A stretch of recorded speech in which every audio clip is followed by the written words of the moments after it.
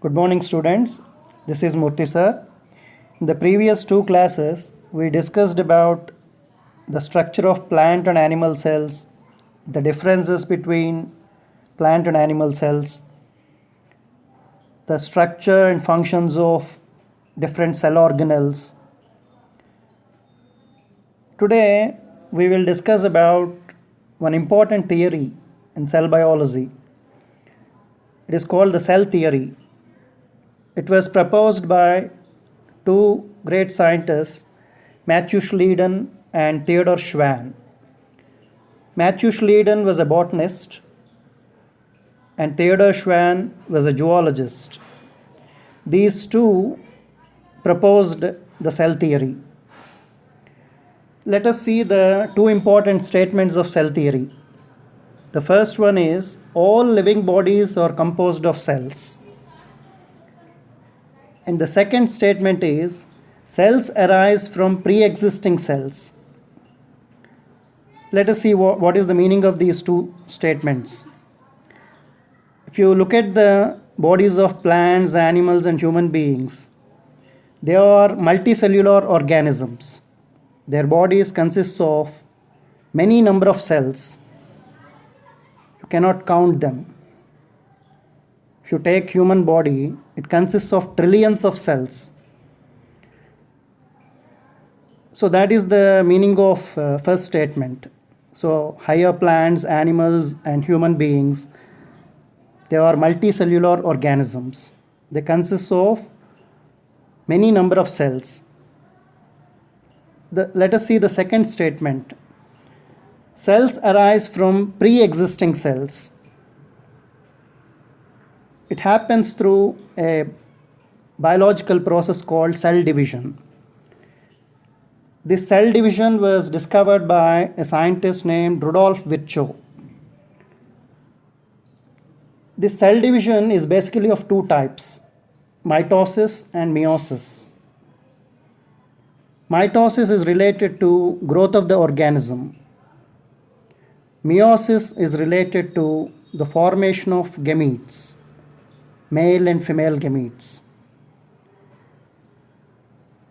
So the first type of division, mitosis, is growth based. An organism grows in size because of mitosis. The male and female gametes in higher animals we call sperms and ova. These are formed through meiotic cell division. This is also called reproductive division. It is concerned with the biological process called reproduction.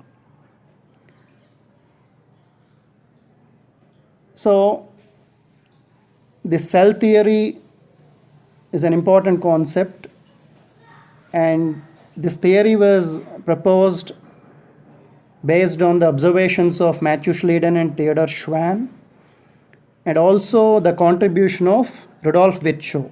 He observed cell division and his theory was included in the two statements of cell theory.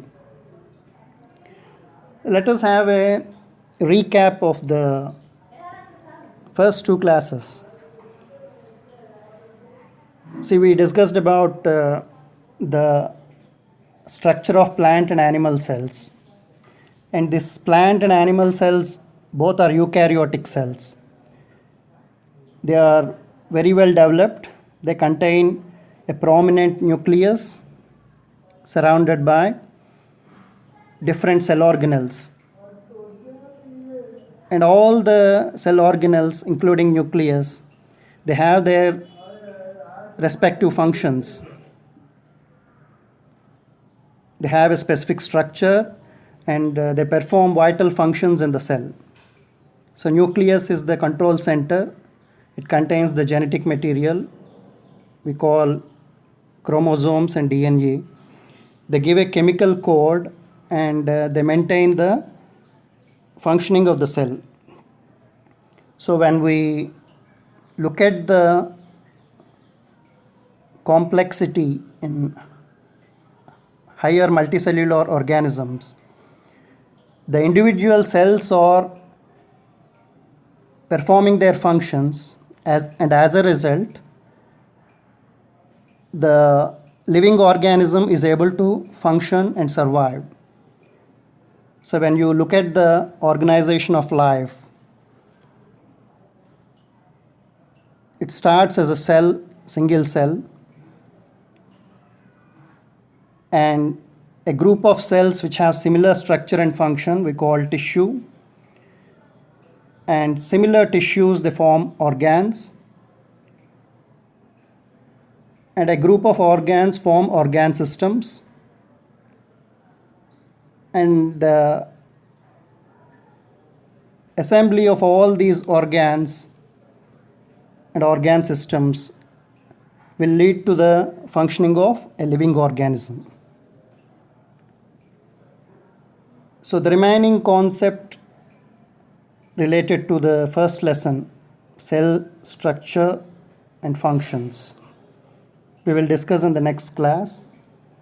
We will see some practical observations, the structure of mitochondria and other important organelles. Thank you, students. We will meet again.